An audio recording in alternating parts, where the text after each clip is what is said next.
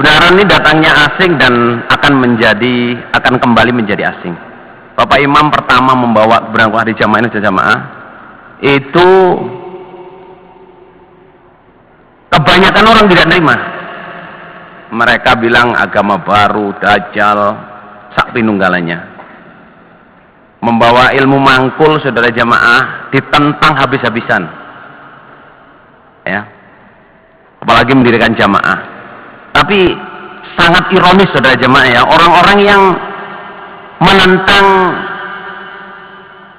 pengajian Quran hadis yang seperti kita kerjakan, bacaan makna keterangan mangkul sampai paham itu, nyanyiannya hari-hari itu pembuat hatiku lima warnane apa maca Quran angan-angan sak maknane, nyanyiannya itu. Tapi ketika kita ngaji Quran hadis dimaknain, ditolak saudara jemaah.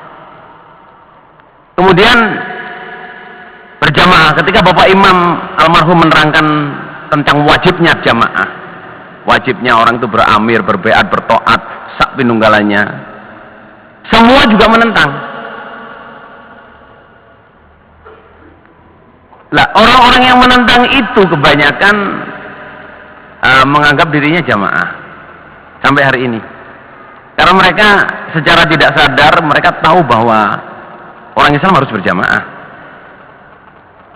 Gitu. Man aroda buhatal jannah falyalzamil jamaah, itu bukan hanya kita yang tahu, mereka juga tahu. Semua orang juga tahu. Lah, sampai mereka itu saking kapilnya itu semua grup disebut jamaah. Ahlus sunnah wal jamaah. Mereka menyebutnya Ahlus Sunnah wal Jamaah, ada yang jamaah Nahsabandiyah, jamaah Thariqah Siddiqiyah, jamaah segala jamaah haji Indonesia, sampai ngeliwet pun masih disebut jamaah. Nah, saya jamaah ini yang sangat saya takutkan, yang sangat kita takutkan, yang sangat kita khawatirkan adalah kebenaran akan kembali menjadi asing. Padahal Islam ghoriban wa sayaudu ghoriban kama bada'a. Ketika jamaah datang di Indonesia ini asing saudara jamaah. Yang kita ngerikan ini adalah jamaah ini akan menjadi asing lagi. Bahkan di kalangan jamaah sekarang ini loh saudara jamaah, kita akuin saudara jamaah, ilmu tentang jamaah, ilmu tentang sakdermo, kefahaman taat kepada imam, membedakan ini saya itu imam, saya ini pengurus, saya ini mubalek, saya ini agniya, saya ini KU, itu sangat tipis saudara jamaah. Pemahaman itu sangat tipis. Bahkan banyak yang menganggap saudara jamaah bahwa jamaah ini organisasi. Di kalangan jamaah sendiri jamaah, kita usaha sakpol kemampuan jangan sampai jamaah ini kembali asing di dalam jamaah sendiri.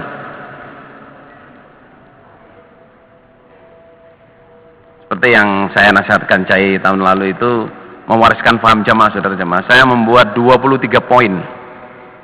Itu sebenarnya masih banyak lagi poin, tapi yang saya sempat tertulis sampai 23 poin itu kriterianya orang itu disebut paham jamaah.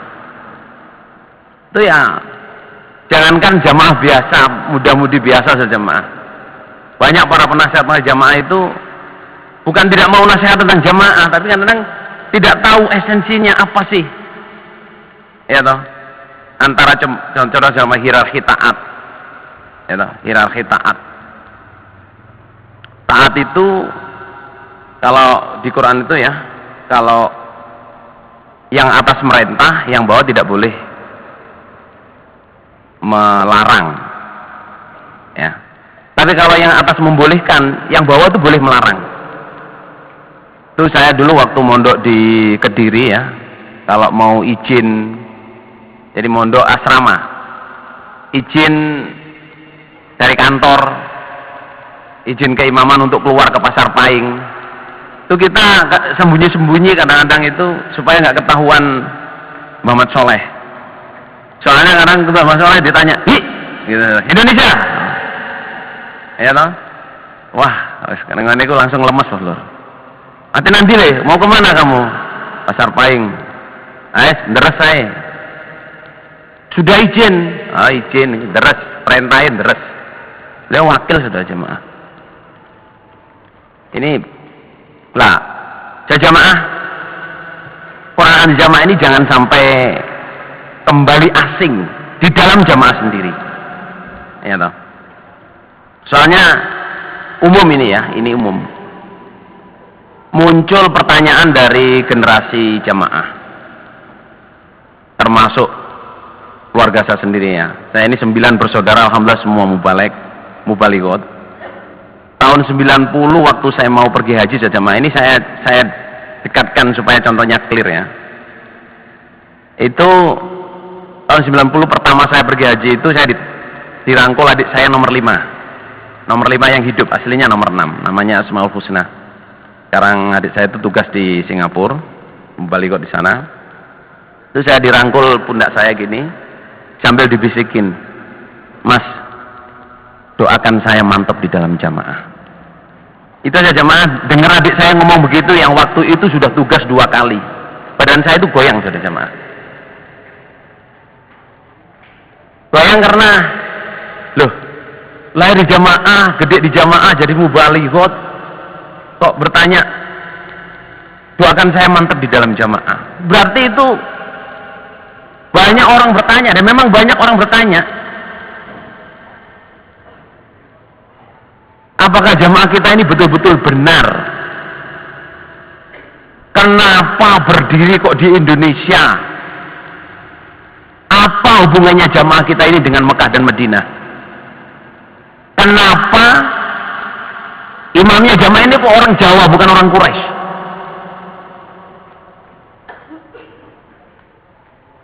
Terus bagaimana sikap kita kalau bertemu dengan jamaah-jamaah di luar kita yang betul-betul praktek jamaah? Ya mangkul, ya beramir, ya berbeat, ya taat, yang ngurusi.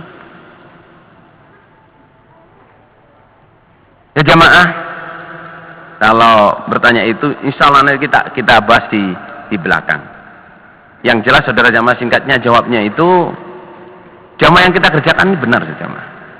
Secara dalil itu benar.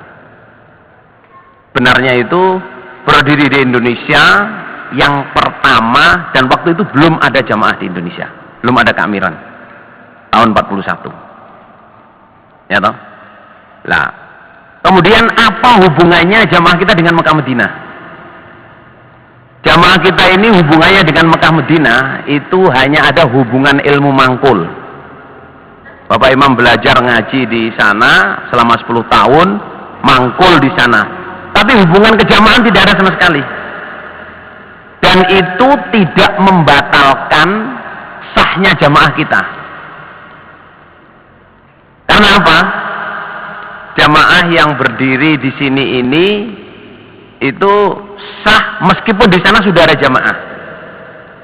Karena kita tidak bisa nyambung ke sana dan di sana tidak mau ngurusin kita, dan berdasarkan dalil la yahillu li salasatin yakunu bi falamil ardi illa amru alim ahadahu, maka kita berhak membuat jamaah di sini. Nah, harus wajib.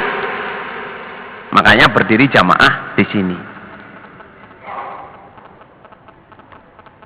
Saya dipahami ya? Bisa dipahami apa ini? Kemudian jadi jelas ya, hubungannya kita dengan Mekah Madinah itu hubungannya hanya apa? Ilmu mangkul. Nggak ada hubungan keamiran sama sekali. Dan itu tidak menafikan, tidak membuat jamaah kita tidak sah, meskipun di sana sudah ada keimaman dan kita yakin dan percaya di sana ada keimaman di Mekah Madinah. Nah itu. Lah kenapa imamnya orang Jawa bukan orang Quraisy? Ya memang yang mendirikan jamaah di Indonesia ini orang Jawa, yaitu Bapak Haji Nur Hasan Al-Ubaidah Lubis Amir. Makanya imamnya orang Jawa bukan orang Quraisy. Apa sah? Ya toh, walau abdan Habasyian. Meskipun yang menjadi imam itu adalah orang Habasyi, tetap harus kita taati. Nah, terus apakah ada saudara jamaah di sono-sono jamaah yang seperti kita, Ya kemungkinan ada. Seperti sabda Rasulullah SAW, wa sayakturu, dan akan banyak. Jadi kalau zaman Bani Israel itu nabi itu ganti-ganti. Kadang satu waktu itu nabinya banyak. Di kampung ini ada nabi, sana ada nabi, ya kan? Nabi Muhammad setelah saya nggak akan ada nabi lagi. Yang ada hanya para khalifah dan para amir, dan akan banyak. Lah, sikap kita saudara jamaah kalau bertemu dengan keamiran yang di luar jamaah kita, seandainya bertemu dan kita lacak betul memang, ya mangkul, ya beramir, ya baiat, itu sabda Rasulullah SAW, fu bi baiatil awal fal awal. Tetapilah baiatmu yang pertama. Wis baiatmu duduk kene ayo ojo mencelok rono. Itu perintah Nabi saudara jamaah. Gitu, Rawahul Bukhari saudara jamaah. Hadis sahih.